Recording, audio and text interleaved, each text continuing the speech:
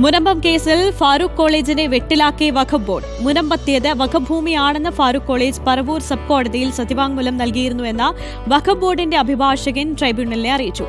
ഈ രേഖകൾ വിളിച്ചു വരുത്തണമെന്നും ആവശ്യപ്പെട്ടിട്ടുണ്ട്.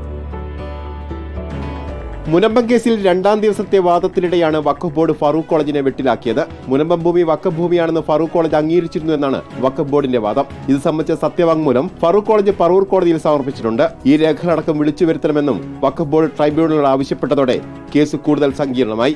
എന്നാൽ സത്യവാങ്മൂലത്തെക്കുറിച്ച് അറിയില്ലെന്ന് ഫാറൂഖ് കോളേജിന്റെ അഭിഭാഷകൻ വ്യക്തമാക്കി. ഉത്തരവിൽ പരാമർശിക്കുന്നില്ല. അങ്ങനെ ഒരു ഉത്തരവ് അവർ കൈ ഉണ്ട്, സർട്ടിഫിക്കറ്റ് കോപ്പി അവർ എടുത്തു വെച്ചിട്ടുണ്ടെന്ന് പറയണ്ടേ, അത് അവർ പ്രൊഡ്യൂസ് ചെയ്യാമെന്ന് പറഞ്ഞിട്ടുണ്ട്. അത് പ്രൊഡ്യൂസ് ചെയ്താൽ മാത്രമേ പറയാൻ പറ്റുള്ളൂ. ഞാൻ കണ്ടില്ല, ക്ലാരിറ്റി വരുത്താൻ പറ്റുള്ളൂ.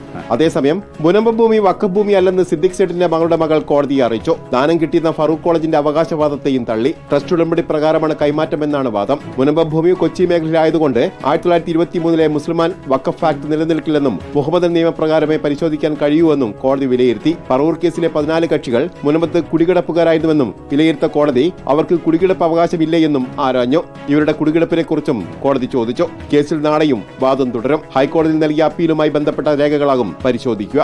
റിപ്പോർട്ടർ, കോഴിക്കോട്.